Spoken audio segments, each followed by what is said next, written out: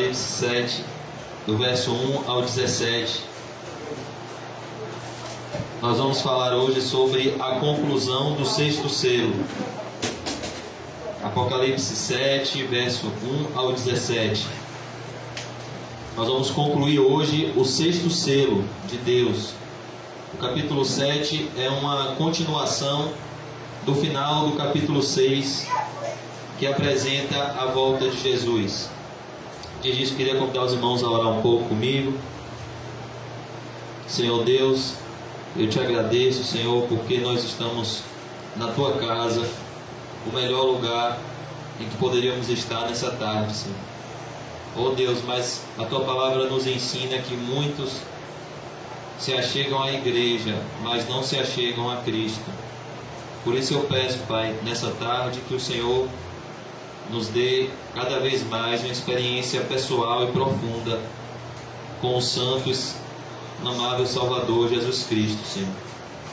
Oh Deus, eu peço que o Senhor abra os olhos do nosso entendimento, que o Espírito Santo, Pai, possa agir nesse lugar, que o Espírito Santo possa nos convencer do pecado, da justiça e do juízo, Senhor, que possamos ser transformados de glória em glória à tua imagem e semelhança, Senhor Jesus.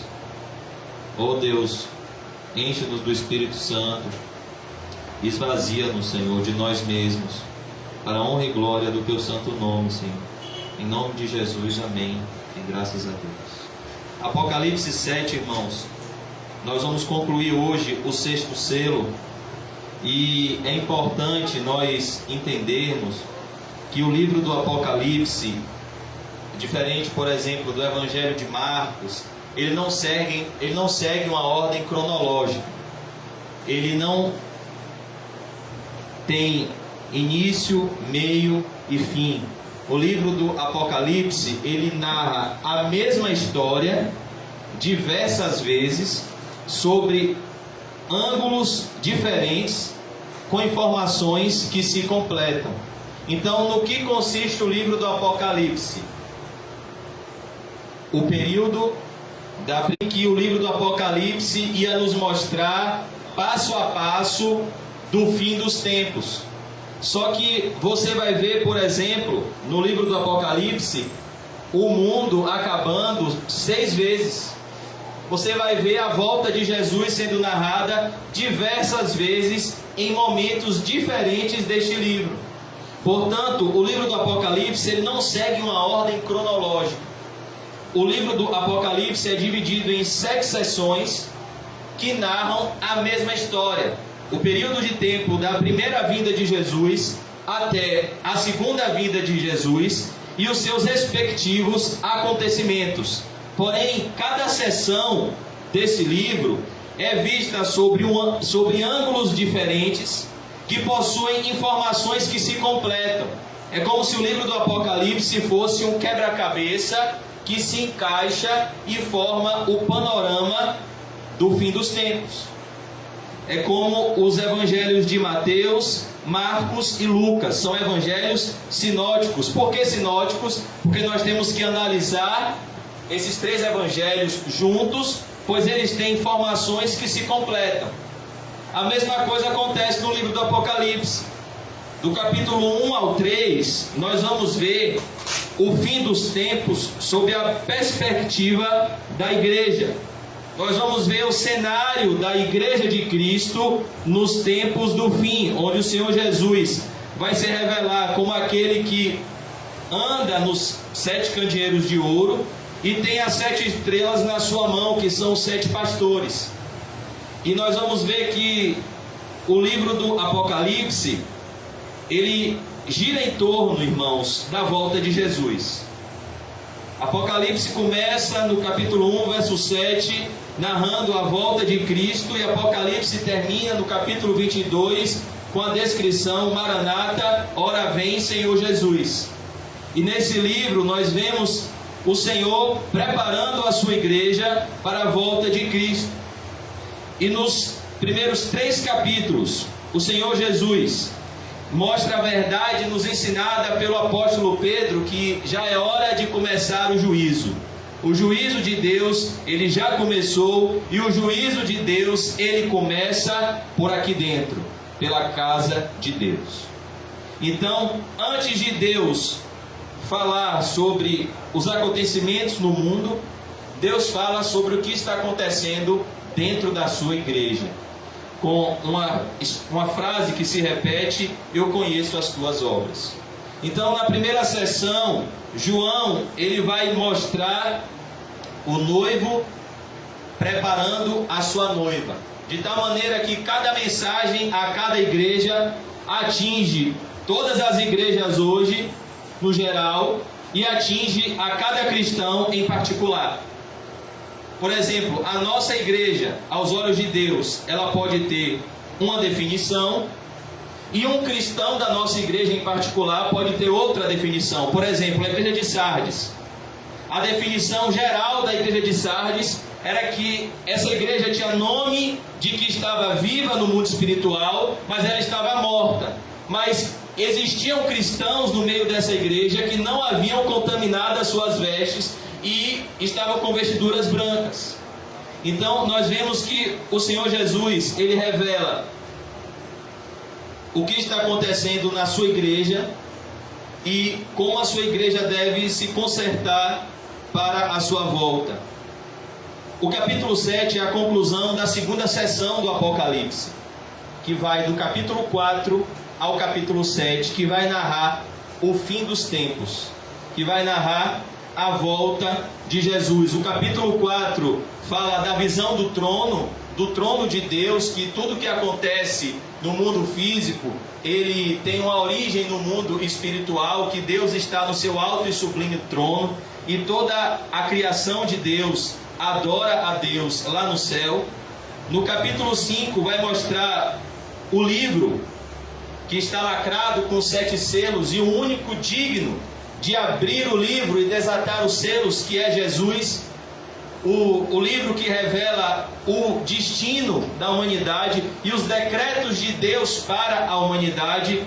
E só Jesus é capaz de abrir esse livro e desatar estes selos, porque Ele morreu, Ele ressuscitou e Ele ascendeu aos céus e se assentou no seu trono como Rei da Glória. E é Ele quem revela à sua igreja e aos seus servos o futuro da humanidade. Então, no capítulo 5, Jesus pega o livro e no capítulo 6 ele desata o primeiro selo com a missão da igreja de proclamar o Evangelho. O primeiro selo fala da missão da igreja de pregar o Evangelho a toda criatura e de que o Senhor Jesus Cristo nos prometeu a sua companhia nessa árdua missão. Ele disse: ide por todo o mundo e pregai o Evangelho a toda criatura, e eu estarei com vocês todos os dias até a consumação dos séculos. E nós vemos que depois ele vai mostrar acontecimentos que vão se desenrolar até a sua volta e a consumação dos séculos. Ele vai falar do segundo selo, no verso 3, que é o cavaleiro vermelho, falando de guerras. O terceiro selo ele vai falar de fomes.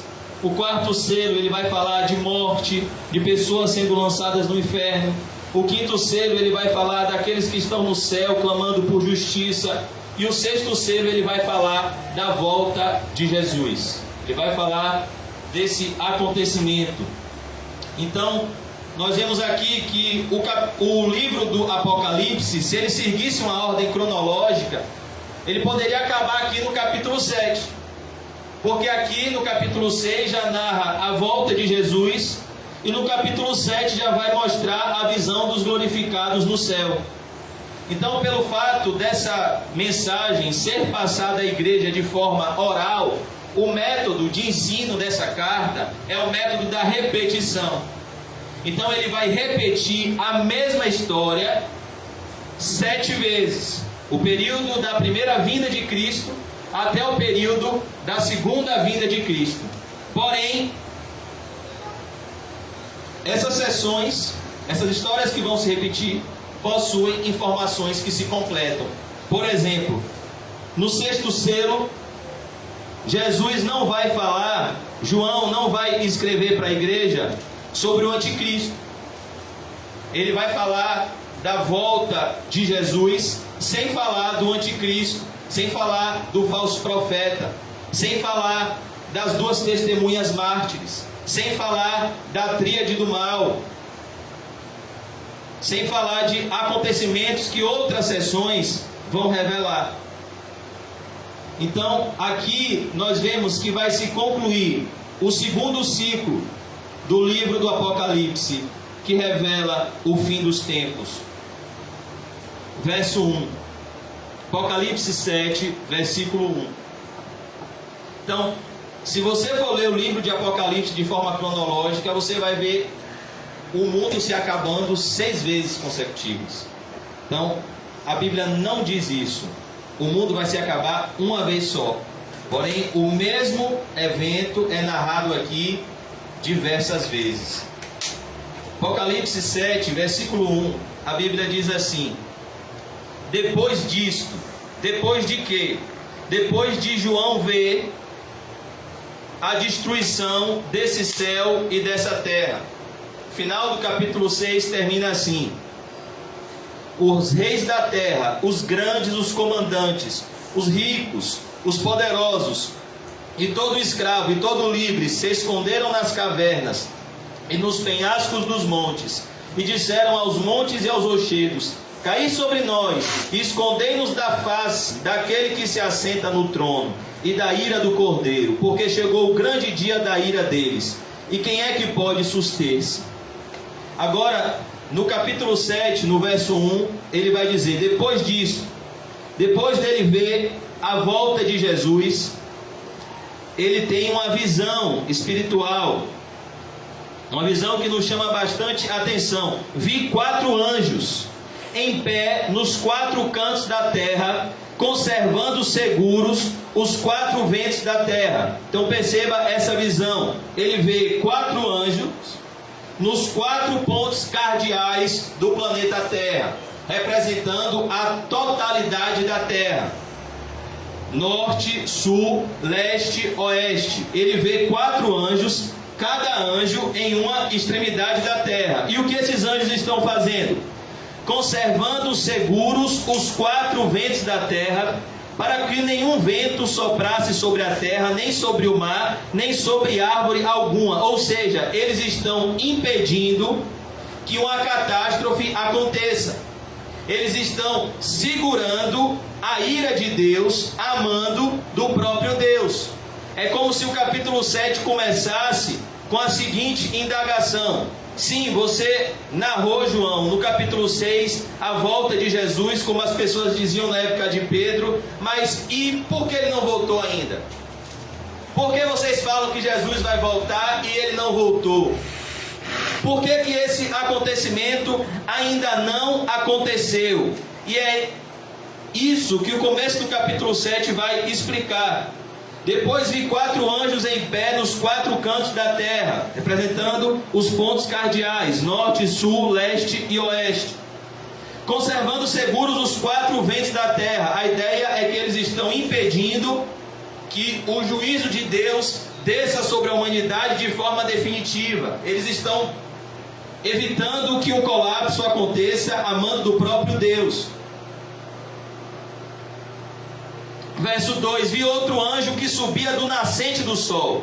Então ele vê a terra. No capítulo 4 ele já tinha visto o domínio de Deus sobre toda a criação. Agora ele vai ver a terra e 4 anjos, um anjo em cada extremidade da terra, impedindo que uma catástrofe aconteça na terra, impedindo que uma grande destruição venha na terra. Junto com essa visão, olha o que ele vê outro anjo que subia do nascente do sol, tendo o selo do Deus vivo, e clamou em grande voz aos 4 anjos. Olha o que ele vê: aqueles aos quais fora dado fazer dano à terra e ao mar, dizendo: não danifiqueis nem a terra, nem o mar, nem as árvores, até selarmos na fronte os servos do nosso Deus. Ou seja, ele vê outro anjo E é bonito, tem um vídeo no YouTube do pastor John Newton falando sobre a verdadeira humildade. E ele fala sobre a verdadeira humildade da perspectiva dos anjos. Ele diz: se um anjo recebeu uma ordem de Deus para ser rei num palácio, e outro anjo recebeu uma ordem de Deus para fazer serviços gerais nesse palácio, ambos vão desempenhar o seu serviço com a mesma alegria, com o mesmo prazer e com a mesma prontidão, porque o deleite deles não está no serviço em si, na pompa do serviço, mas em obedecer àquele que o mandou, mostrando como nós devemos imitar essa humildade dos anjos. Então aqui nós vemos que quando esse anjo fala com os outros anjos para não deixar que essa destruição venha sobre a humanidade, ele explica o porquê, até selarmos na fronte os servos do nosso Deus. Então nós vemos aqui porque o mundo não acabou ainda, porque existem eleitos de Deus que ainda vão ser alcançados. Esse é o único motivo, a única causa do juízo de Deus não ter descido sobre esse mundo, desses anjos estarem segurando a ira de Deus sobre esse mundo, porque ainda existem pessoas de todos os povos, tribos, línguas e nações que serão chamadas eficazmente pela proclamação do Evangelho. Serão convencidas pelo Espírito Santo. Como disse Paulo, aos que predestinou, a esses também chamou, aos que chamou, justificou, aos que justificou, glorificou. Então nós vemos aqui, muitas pessoas no livro do Apocalipse, elas focam na marca da besta. O número que está lá em Apocalipse 13, o 666. Mas aqui nós vemos a outra marca, que é a marca que nós devemos focar, que é o selo do Deus vivo sobre a nossa testa. Nós vemos aqui que Deus, ele vai dividir os seres humanos em duas classes: aqueles que pertencem ao reino de Deus e aqueles que pertencem ao reino das trevas. Aqueles que estão no exército da tríade do mal, Satanás, o anticristo e o falso profeta, e aqueles que pertencem à trindade do bem, Deus Pai, Deus Filho e Deus Espírito Santo. Então aqui no verso 2, nós vemos: vi outro anjo que subia do nascente do sol, tendo o selo do Deus vivo, e clamou em grande voz, ou seja, ele falou com a autoridade dada pelo próprio Deus sobre eles, aos 4 anjos, aqueles aos quais fora dado fazer dano à terra e ao mar. Ou seja, esses anjos estão lá só esperando uma ordem para deixar de impedir que esse juízo de Deus desça. Por que é importante a gente entender isso, irmãos? Porque se tem uma coisa que Apocalipse nos ensina, é que nós não podemos pensar que o fato de Deus ser longânimo faz com que Ele deixe impune o pecado cometido contra Ele. Longanimidade de Deus não é sinal de impunidade. Nós vemos aqui que a ira de Deus, ela está acesa, mas existe um freio na ira de Deus, porque o próprio Deus está regenerando o seu povo antes da consumação dos séculos. Sabe o que nós vemos aqui? A importância da igreja. Como o que Jesus disse lá no Sermão do Monte é tão importante. Vocês são o sal da terra, vocês são a luz do mundo. Como nós devemos nos atentar para isso, irmãos? Porque o que Apocalipse está dizendo aqui é que Deus só não destrói o mundo por conta da igreja. O que preserva o mundo é a igreja, é a pregação do Evangelho. É porque existem eleitos de Deus que vão ouvir a voz de Cristo, que é o bom pastor, que disse: as minhas ovelhas ouvem a minha voz e me seguem. Mas quando o último eleito de Deus for alcançado, o juízo de Deus será derramado. Então nós vemos aqui, até selarmos na fronte os servos do nosso Deus. E os servos de Deus, irmãos, eles possuem características.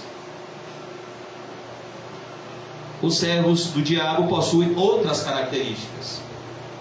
No Sermão do Monte, Jesus mostra as características dos servos de Deus, as bem-aventuranças. No Sermão da Planície, Jesus mostra as características dos servos do diabo, aqueles sobre os quais o Senhor Jesus disse: ai de vós, ai de vós. Ele disse: os ricos, já tendes a vossa consolação. Ai de vós que vivem sorrindo, um dia vocês irão chorar. Ai de vós quando todos vos louvarem, assim fizeram os antepassados com os falsos profetas. Então nós vemos aqui o início do capítulo 7, mostra isso. O juízo de Deus só não foi derramado ainda. A ira de Deus só está sendo freada, só está sendo detida, porque ainda existem eleitos de Deus a serem alcançados. É o único motivo de Deus não ter ainda destruído esse mundo, porque Ele ainda vai salvar pecadores. Verso 4: então ouvi o número dos que foram selados, que era 144 mil, e muitas denominações já fizeram uma confusão com essa passagem. Os testemunhas de Jeová, por exemplo, eles disseram que só seriam salvos 144 mil pessoas. Quando a quantidade de adeptos da religião deles passou o número de 144 mil, eles já mudaram essa doutrina. Então nós vemos aqui que esse número em Apocalipse, ele não é literal, mas ele é simbólico. Esse 144 mil, ele tem um símbolo, ele fala do Israel de Deus, ele fala do povo de Deus na sua totalidade. Como nós vamos ver aqui, 12 mil pessoas de cada tribo, que representa o remanescente fiel do povo de Israel e da igreja. 12 vezes 12, 144. A igreja do Antigo Testamento, sobre as 12 tribos de Israel, e a igreja do Novo Testamento, que está sobre o alicerce da doutrina dos apóstolos, que são os 12 apóstolos. Portanto, esse número aqui fala do número exato de remidos no céu. Deus tem um número específico de escolhidos. Deus, ele já tem o seu povo eleito antes da fundação do mundo. Então esse número também fala de uma exatidão. Quem Jesus comprou, ele terá. Nenhuma gota do sangue de Jesus vai ser derramada em vão. Quem morre sem a purificação dos seus pecados, é porque Jesus não morreu por essa pessoa, pois por quem ele morreu, ele vai comprar. Ele vai chamar ao arrependimento. Ele não vai perder nenhum daqueles que ele comprou na cruz. De todas as tribos dos filhos de Israel, verso 5, da tribo de Judá foram selados 12 mil, da tribo de Ruben, 12 mil, da tribo de Gade, 12 mil, da tribo de Azer, 12 mil, da tribo de Naftali, 12 mil, da tribo de Manassés, 12 mil, da tribo de Simeão, 12 mil, da tribo de Levi, 12 mil, da tribo de Isacar, 12 mil, verso 8, da tribo de Zebulon, 12 mil, da tribo de José, 12 mil, da tribo de Benjamim foram selados 12 mil. Então o propósito aqui é mostrar isso, que existe um remanescente fiel, existe um povo de Deus escolhido, tanto no Antigo Testamento quanto no Novo Testamento. E aqui no verso 9, João vai ver os glorificados. Ele vai ver aqueles que já estão no céu. Depois destas coisas, depois dele ver os 144 mil, depois dele ver o motivo do juízo de Deus não descer imediatamente sobre a humanidade, que é o alcance do seu povo, é como Jesus ensina na parábola do joio e do trigo. Por que não arranca o joio? Por que não arranca logo o joio? Para que arrancando o joio, não venha também o trigo. Mas na consumação dos séculos, Deus vai fazer a separação do joio e do trigo. Então, nós vemos aqui o porquê que, por exemplo, uma pessoa peca e o juízo sobre essa pessoa não vem de forma definitiva, que era o correto acontecer.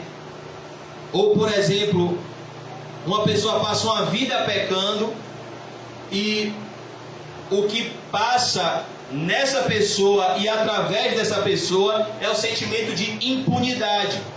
Como nós vemos no Salmo 73, Asaf ao ver a prosperidade dos ímpios, e nós vemos no Salmo 37, Davi vendo a felicidade transitória dos maus.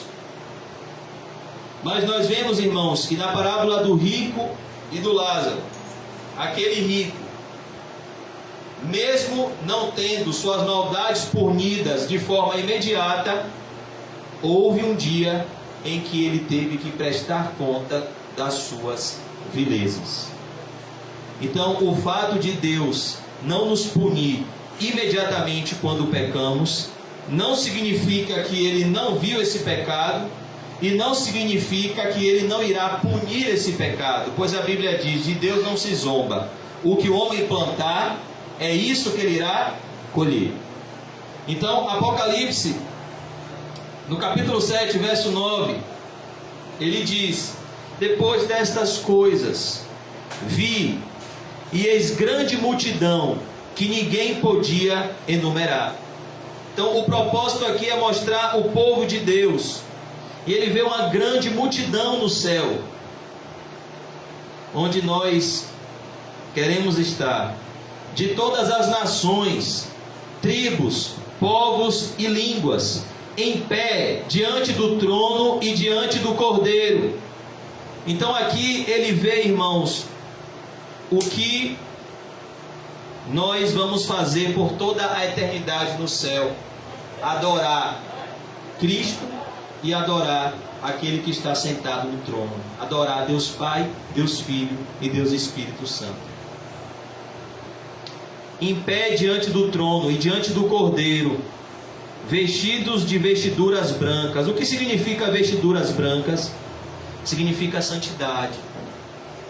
É por isso que nós temos que olhar para essa passagem, entender que essa vida que está sendo vivida agora por esses irmãos no céu, ela já começa a ser vivida aqui na terra, através de uma vida de santificação. É por isso que Jesus disse a Nicodemos que é necessário nascer do alto, é necessário nascer de novo, é necessário receber uma nova natureza para que a gente entre nessa multidão. Porque aqui eles não estão fazendo algo por obrigação, eles estão fazendo aquilo que é o deleite deles: adorar a Deus em espírito e em verdade. Por isso que um puritano do passado disse: antes de Deus mandar uma pessoa para o céu, Ele manda o coração dela para lá. Se você pegar um homem ímpio e colocar nessa multidão, primeiro, ele faz um tumulto. Segundo, esse lugar para ele vai ser um inferno, porque não tem o que ele ama fazer, pecado, e tem o que ele odeia fazer, santidade, e nenhuma glória para ele, toda a glória para Cristo. Por isso que a Bíblia diz: se alguém está em Cristo, nova criatura é. As coisas velhas se passaram e tudo se fez novo. O novo nascimento é essa nova criatura, tudo se faz novo. Vestidos de vestiduras brancas. Vestidura, irmão, fala do nosso estado de espírito diante de Deus. Primeira coisa que Deus fez quando Adão e Eva pecaram, antes mesmo de expulsá-los do paraíso, Deus preparou novas vestes para Adão e Eva. Então, essa vestidura aqui não fala só da nossa veste material, mas do nosso estado de espírito diante de Deus. É isso que fala de vestidura branca. com palmas nas mãos. Graças a Deus, essa palma na mão aqui não é com hipocrisia, como aquelas pessoas no domingo de Ramos, que a Igreja Católica chama, né, que receberam Jesus com palmas nas mãos, dizendo Hosana, e 5 dias depois gritaram crucifica. Não, essas pessoas aqui já estão no estado de glorificação. Elas estão adorando a Deus de forma integral, sem mais a interrupção do pecado. Porque aqui, por mais que nos esforcemos para adorar a Deus, nós nunca iremos adorar a Deus de forma completa, porque o pecado sempre irá nos assediar. Verso 10: e clamavam em grande voz, dizendo... O que é que nós vemos aqui, irmãos, que essas pessoas no céu estão tendo? O que os cristãos da terra devem ter. Porque a vida eterna não começa depois da morte. A vida eterna começa no momento da nossa regeneração e da nossa salvação. Eles estão tendo aqui um êxtase de alegria, que o cristão só perde quando ele vive uma vida miserável. Que vida miserável é essa? Quando esperamos de Cristo somente nesta vida. Então Paulo disse, esses são os mais miseráveis de todos os homens. Quando nós tiramos as nossas expectativas do céu e colocamos as nossas expectativas na terra. E o que vai acontecer? Inevitavelmente nós vamos perder a alegria da salvação. Foi que Davi disse no Salmo 51, verso 12, no Salmo de restauração, que ele pede a Deus: Senhor, restitui-me a alegria da tua salvação. O apóstolo Paulo nos dá um mandamento em Filipenses 4:4. Alegrai-vos no Senhor. Outra vez vos digo, alegrai-vos. Então, o que esses irmãos estão tendo é o que nós devemos ter: alegria nas coisas de Deus, mais satisfação em Cristo e menos satisfação no mundo. Muitas vezes nós estamos tristes porque nós já perdemos o primeiro amor. Uma pessoa que está no primeiro amor, você precisa mandar ler Bíblia? Teve um dia que, há uns dias atrás, a minha maior frustração foi quando meu pai falou: rapaz, vai ler a Bíblia. Eu falei: rapaz, eu preciso voltar ao primeiro amor. Porque uma pessoa que está no primeiro amor, você precisa mandar vir para o culto. Você precisa mandar um post: ô irmãos, venha para o culto. Não, irmão. Você não precisa nem falar que vai ter culto. Mesmo sem ter culto, a pessoa vem. Como o irmão Marcelo. Ele faz o culto acontecer. Rodolfinho. Ele Rodolfinho. Então, o que essas pessoas estão tendo aqui é uma alegria verdadeira na presença de Deus. Alegria da salvação. Alegria de ser perdoado por Deus. Alegria de ser amado por Deus. Com palmas nas mãos. Uma pessoa, irmãos, que está com a alegria da salvação, você precisa pedir para ela orar? Não. Ela vai ter prazer em orar, prazer em conversar com seu Pai, em conversar com seu Deus. Então nós vemos aqui que no céu tudo é feito com prazer, não com obrigação. Se vir para a igreja é uma obrigação, é melhor que a gente fique em casa. Se ler a Bíblia é uma obrigação, é melhor que a gente nem abra o Santo Livro, que é um livro santo. Ele não é para ler de forma monótona. Ele não é para ler de qualquer jeito. É necessário que haja um estado de espírito para você meditar nesse livro. Então, nós vemos aqui que a vida cristã, irmãos, é uma vida prazerosa. E nós devemos redescobrir a felicidade de ser cristão. Senão a gente vai cavar cisternas roupas que não retêm águas e vai acabar buscando fontes de felicidade que não vão nos dar a verdadeira felicidade, que é ter um correto relacionamento com Deus. O que essas pessoas aqui estão tendo? Um correto relacionamento com Deus. O que um cristão verdadeiro na terra tem? Um correto relacionamento com Deus. Então, um cristão que está na terra e um cristão que está no céu possuem a mesma identidade, a mesma natureza. A única diferença é que o cristão que está na terra ainda está lutando contra o pecado. Um cristão que está no céu já acabou de lutar contra o pecado, como o cristão do peregrino, quando esperança vai na frente. Ele vai na frente e acabou a luta contra o pecado. Mas o cristão que ficou na terra tem o mesmo caráter dele. Ele só está ainda tendo que concluir a sua jornada. Então aqui nós vemos esse cântico. A Bíblia diz: todo ser que tem fôlego, louve ao Senhor. Esses irmãos aqui no céu nos ensinam que muito melhor do que murmurar é louvar, é orar, conversar com Deus. Ao nosso Deus que se assenta no trono e ao Cordeiro pertence a salvação. Perceba, se você não tiver a alegria da salvação, você não vai ter alegria em mais nada. A alegria da salvação é a fonte de toda a alegria do cristão. Se um cristão não se sente salvo, não se sente amado, como é que ele vai poder ser feliz? Como é que ele vai poder ler a Bíblia com prazer, vir para a igreja com prazer, orar, ofertar, se ele não se sente amado por Deus, se ele não se sente perdoado por Deus, se ele não se sente salvo? Como é que ele vai entregar sua vida por amor de Cristo e do Evangelho? Por isso que Davi orou: Senhor, restitui-nos a alegria da tua salvação. Todos os anjos estavam de pé, rodeando o trono, os anciãos e os 4 seres viventes, e ante o trono se prostraram sobre o seu rosto e adoraram a Deus, dizendo: Amém. A palavra amém significa assim seja. Então, os anjos aqui estão adorando a Deus. O que os cristãos na terra devem fazer também. O louvor, a palavra louvor significa elogio. Então, o que os anjos estão dizendo aqui no céu é: todo elogio deve ser dado a Cristo, porque dele, por ele e para ele são todas as coisas. A glória seja dada somente a ele, eternamente a ele.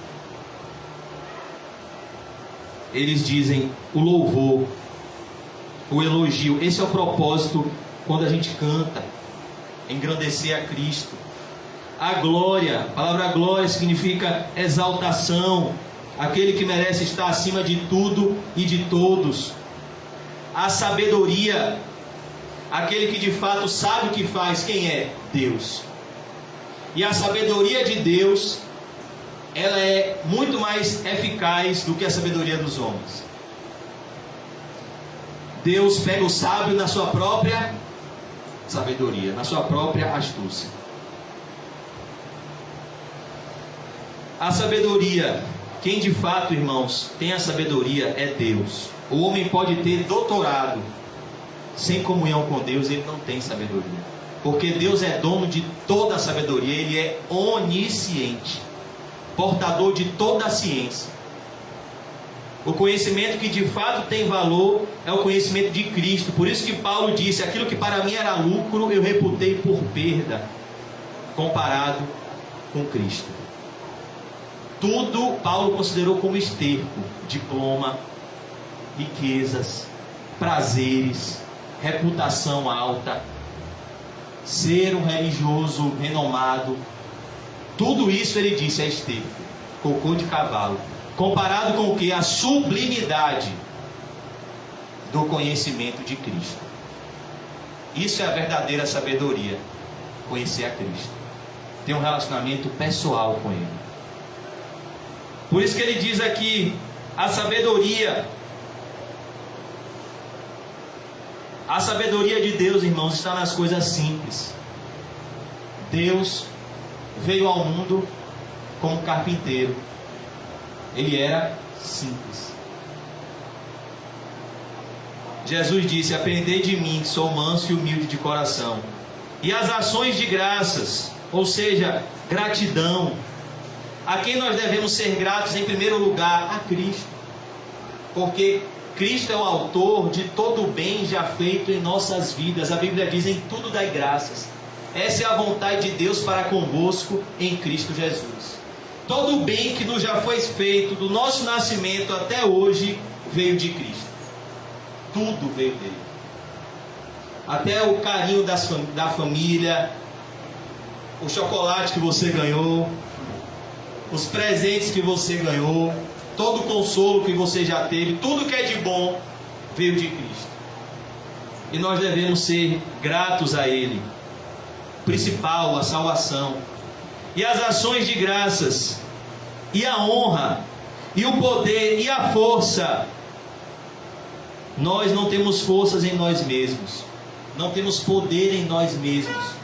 Nós precisamos nos fortalecer no Senhor e na força do seu poder.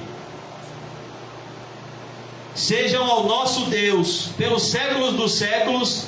Amém. Perceba o que os anjos fazem. Eles adoram a Deus. Verso 13. Como tudo está voltado para a glória de Deus lá no céu, irmãos.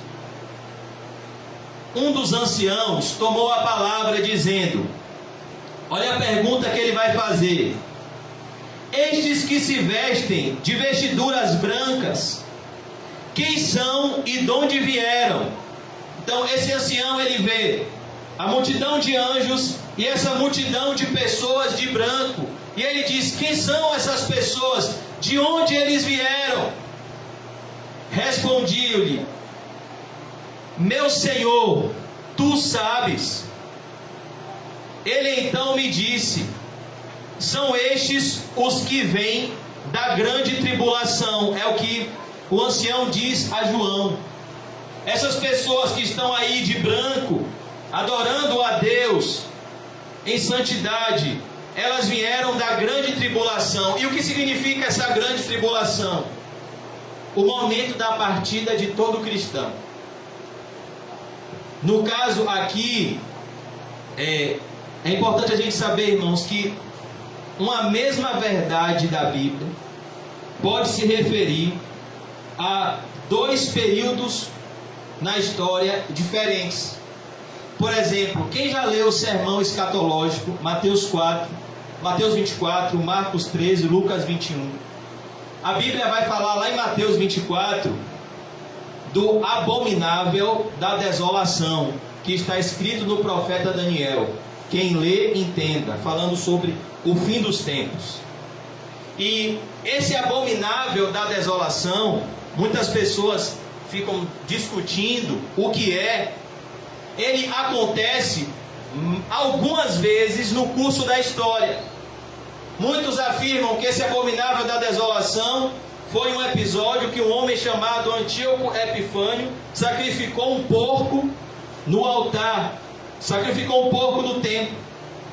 Outros já dizem que o abominável da desolação, que marca o fim dos tempos, foi quando o general Tito invadiu Jerusalém e destruiu Jerusalém, destruiu o templo de Jerusalém, restando somente o muro das lamentações.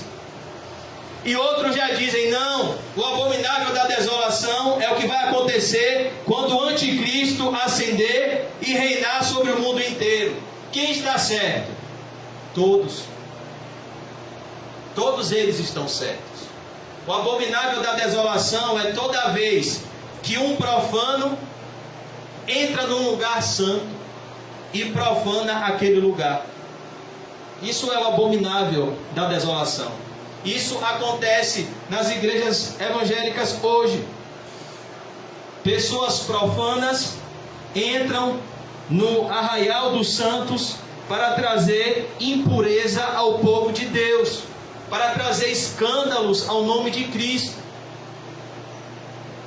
Então nós vemos que essa grande tribulação aqui fala do período escatológico que vai anteceder a volta de Jesus. Mas toda a partida de um verdadeiro cristão é uma grande tribulação. John Bunyan descreve no Peregrino o momento da nossa morte como um grande lago, onde a gente tem que atravessar para chegar na cidade celestial. Um cristão que vai estar vivo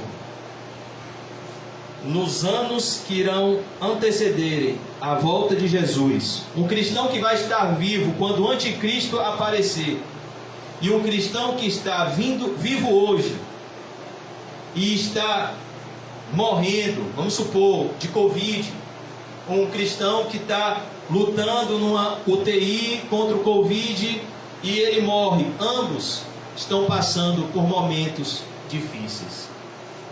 Toda partida de um verdadeiro cristão, irmão, é um momento de grande tribulação. Você acha que foi fácil para os irmãos do passado serem queimados em praça pública, serem apedrejados? Por exemplo, para a gente ter o evangelho que a gente aprendeu ontem, o evangelho de Marcos. Marcos, ele foi apedrejado em praça pública, ele morreu. Não foi fácil para os irmãos do passado morrerem com Cristo. Não é fácil para um irmão do presente hoje morrer com Cristo. Uma pessoa que está agora, por exemplo, um cristão verdadeiro que está agora no hospital, cheio de preocupações, que está no leito de morte, e vamos supor que ele tenha a família, preocupado com a família dele, preocupado com as responsabilidades dele, e ao mesmo tempo ele está preocupado com a sua salvação. É por isso que John Bunyan descreve esse momento como um momento muito difícil, o momento da nossa partida, mas é um momento em que nós devemos nos preparar toda a nossa vida, desde o momento do nosso batismo até o momento da nossa morte. Nós devemos nos preparar para o nosso encontro com Cristo. É por isso que ele diz aqui: são estes que vêm da grande tribulação. Atos 14, 22 diz que importa-nos que entremos no reino dos céus por intermédio de muitas tribulações. Não é fácil chegar no céu, irmão. O caminho do céu é um caminho cheio de espinhos, é difícil. Tem graça de Deus, mas tem muitas tribulações. Jesus disse: no mundo tereis aflições. Você acha que Davi, por exemplo, não sofreu quando ele viu seus 4 filhos morrendo? Ele estava perdoado, ele estava salvo, ele foi restaurado, ele tinha certeza da salvação. Mas você acha que ele não sofreu com cada enterro dos filhos dele? Você acha que ele não sofreu quando ele se empolgou, preparou todos os recursos para construir o templo, já estava empolgado, alegre, talvez ele estava pensando até na festa que ele ia fazer de inauguração do templo? Então Deus aparece a Davi através de Natã e diz: Davi, não, o sangue de Urias está aí na sua mão. O sangue das pessoas que morreram pelo seu desvio, pela sua loucura, está aí na sua mão. Você vai preparar para o seu filho Salomão construir o templo. Mas suas mãos, Davi, estão sujas de sangue. Não pense, irmão, que o fato do pecado ser perdoado isenta consequências dele. Tudo que o homem plantar, ele vai colher. E é bom que recebamos a colheita ruim nesta terra. Foi bom que Davi sofreu aqui, porque ele pôde. O arrependimento é postergado, mas o seu sofrimento vai aumentar. Pior vai ser a dor. Quando não em vida, a pior de todas as dores, o tormento eterno do inferno.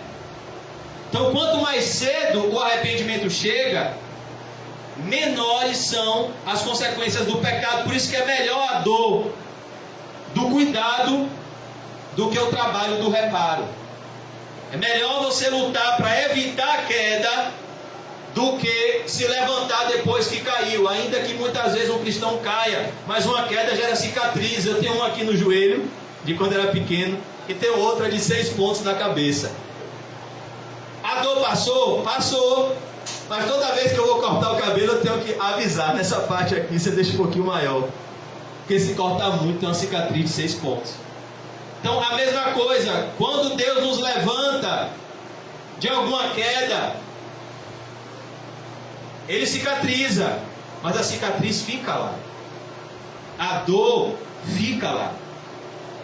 Portanto que quanto mais cedo vier o arrependimento, melhor.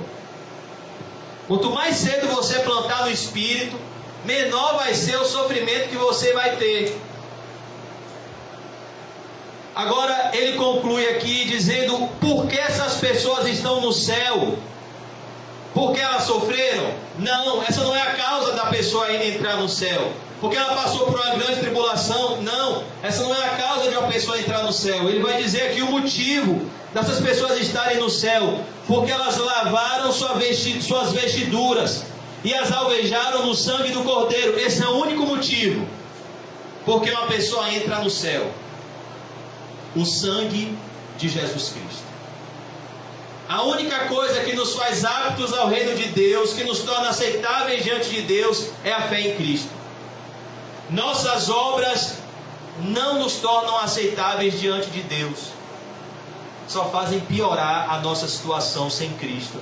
Isaías disse que é um trapo imundo.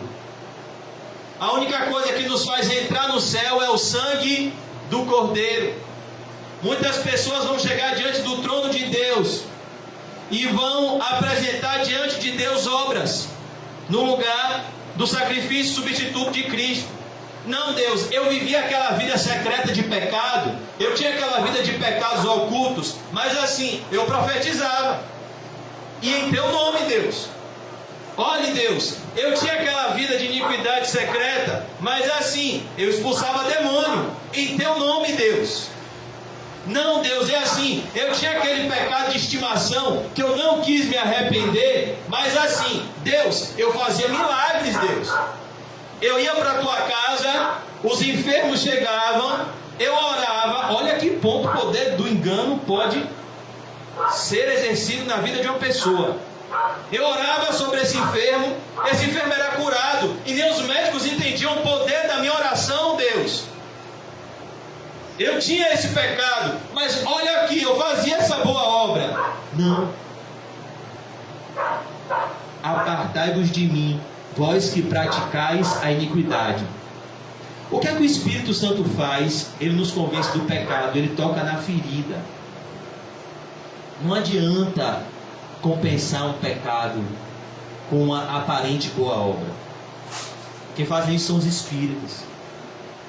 O pecado ele deve ser confessado e deixado, para que então alcancemos a misericórdia. É preciso que esse pecado seja apagado do tribunal de Deus pelo sangue de Cristo.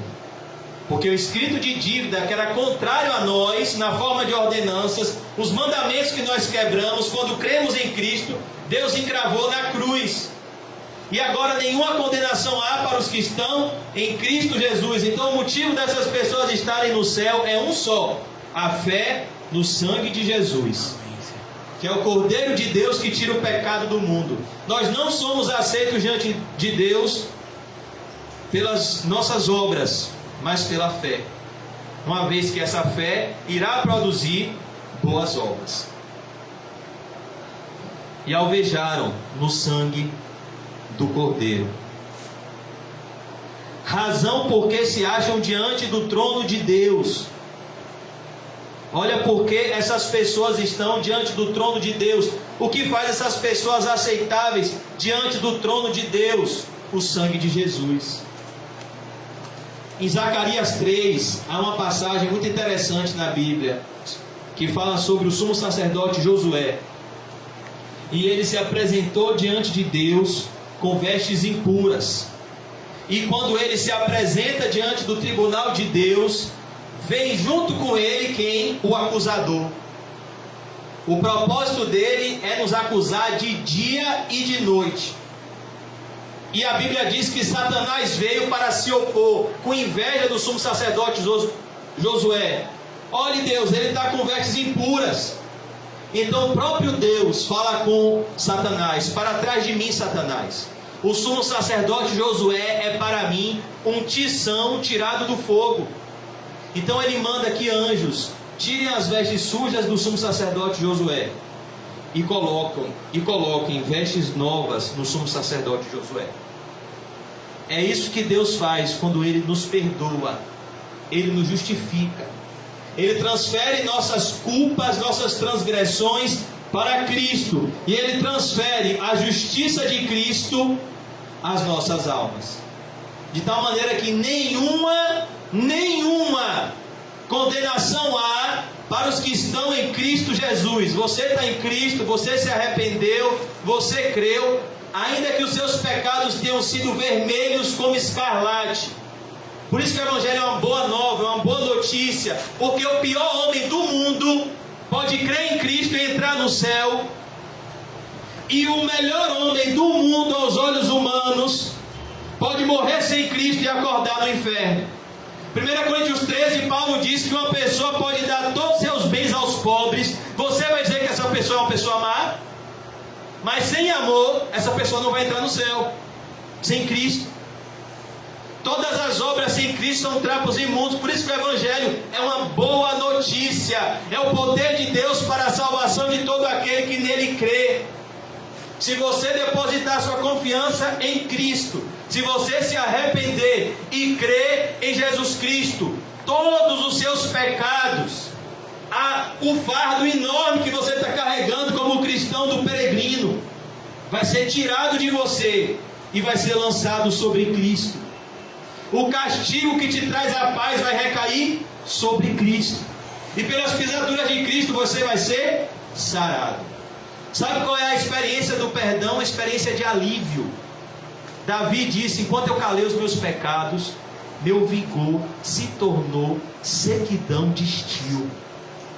É como uma pessoa que está com a unha encravada.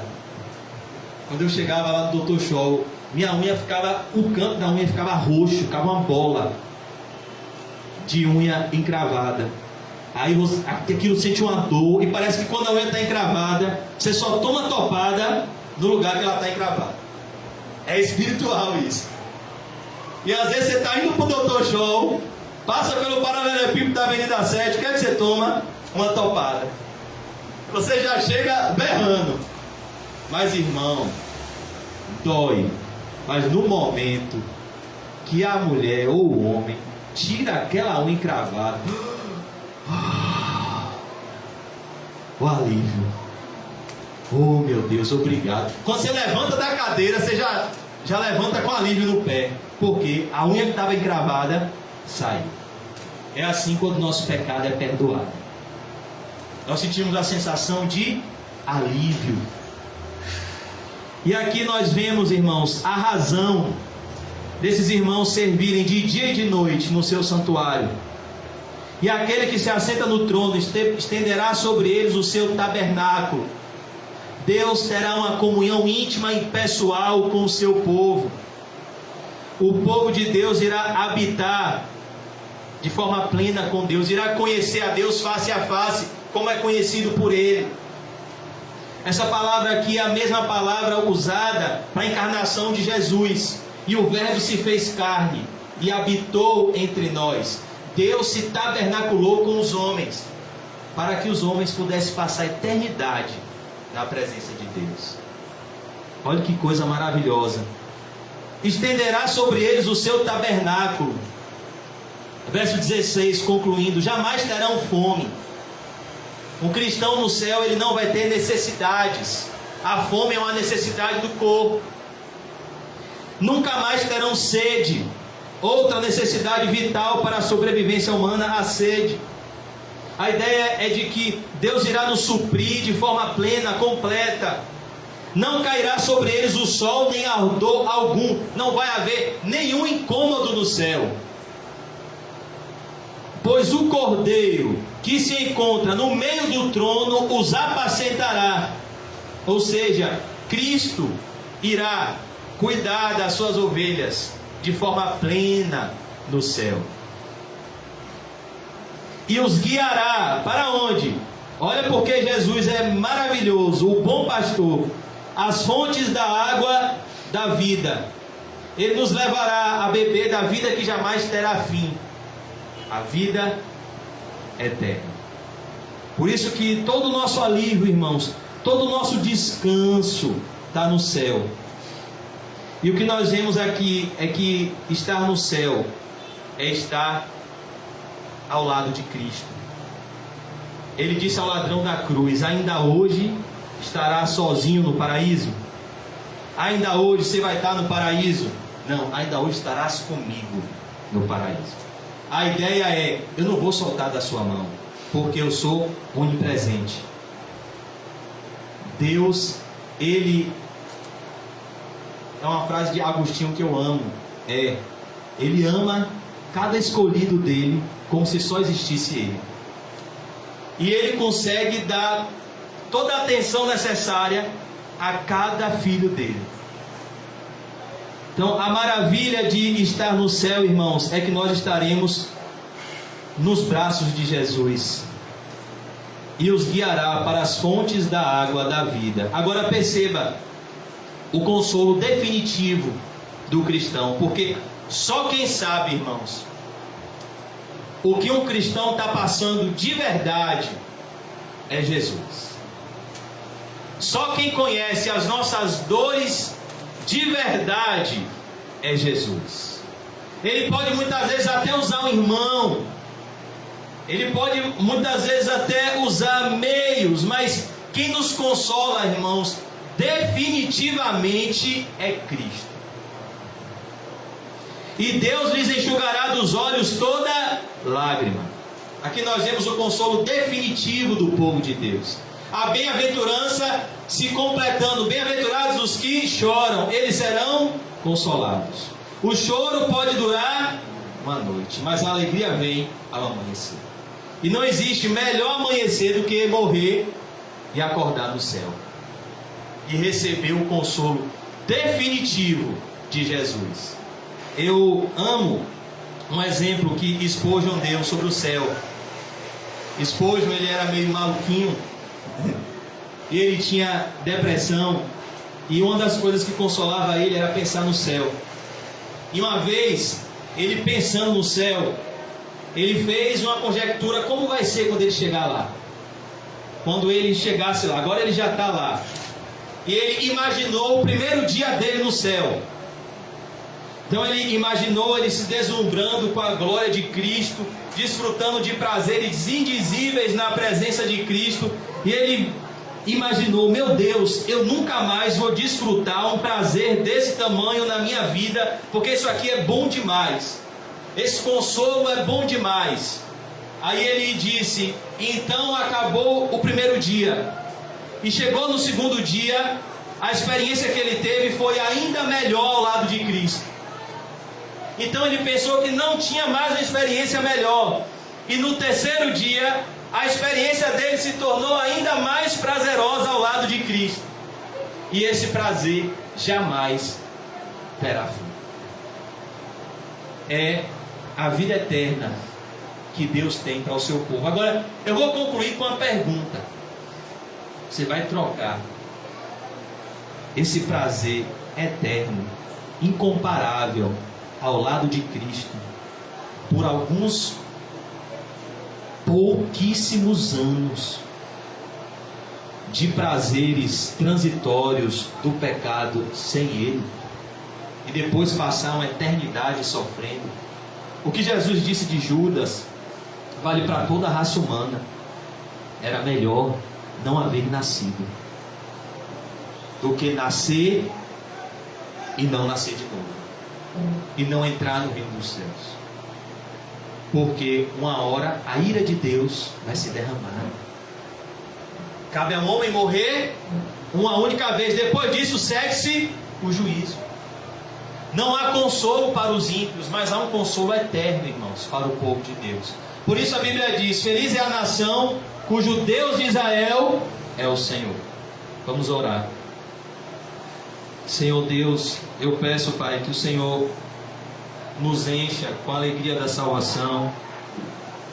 Oh Deus, que possamos viver na terra como cidadãos do céu. Nos perdoa, Senhor, todas as vezes que envergonhamos o Teu nome, e muitas vezes caímos em tentação e temos um mau testemunho. Mas eu peço, Senhor, que assim como Pedro quando te negou, teve a oportunidade de te confessar e te glorificar. Que possamos, Senhor, nos arrepender e dar frutos dignos de arrependimento e te glorificar em meio às adversidades e aos obstáculos do caminho. Ó Senhor Jesus, só o Senhor sabe as aflições do teu povo. Só o Senhor, Pai, conhece as nossas dores. O Senhor sabe do nosso ser interior, Pai Santo. O Senhor sabe do que precisamos. O Senhor sabe, Senhor, o que vai nos aproximar de Ti. Portanto, Deus, nos ajude a nos aproximarmos de Ti com arrependimento sincero. Deus, tira todo o sentimento de autopreservação, tira toda a preocupação com a nossa reputação e nos faz homens e mulheres segundo o Teu coração, como Davi, que não fez questão de esconder o seu pecado, Senhor, mas que assumiu perante toda a congregação e deixou uma placa de aviso, que é o Salmo 51,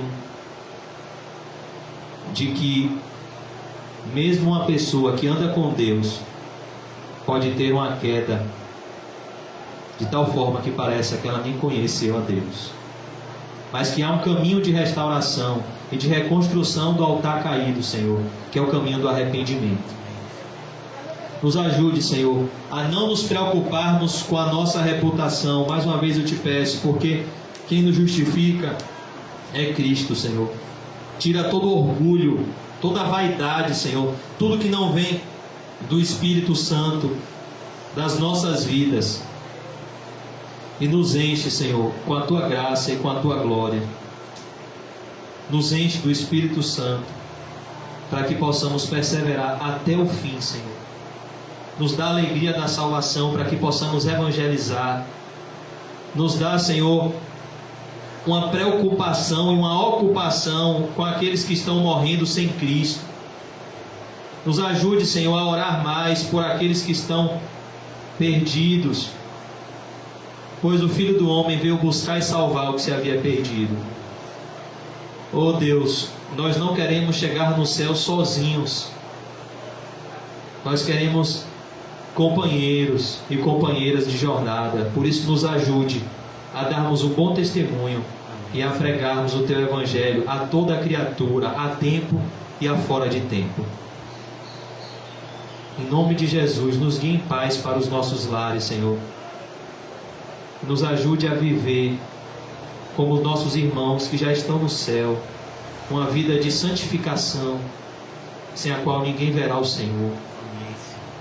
Deus, eu peço que o Senhor nos ajude a cortar o olho, a arrancar a mão, oh Deus, a cortar o pé, mas que o Senhor nos ajude a tirar das nossas vidas, ainda que nos custe muito, tudo o que nos afasta de Ti, pois nós não queremos, Senhor, os Teus presentes, nós queremos a Tua santa presença em nosso meio. Queremos ver, Senhor, pela graça, a Tua glória. Queremos engrandecer o Teu santo nome, que muitas vezes envergonhamos quando não Te glorificamos e quando não nos alegramos nas Tuas preciosas promessas que nos são dadas pela graça. Em nome de Jesus, Senhor, nos concede a Tua paz, nos ajude a nos preparar para o fim. Em nome do Pai, do Filho e do Espírito Santo. Amém. Graças a Deus. Amém, irmão. Deus é bom. Todo o tempo Ele é bom. Amém. Glória a Deus.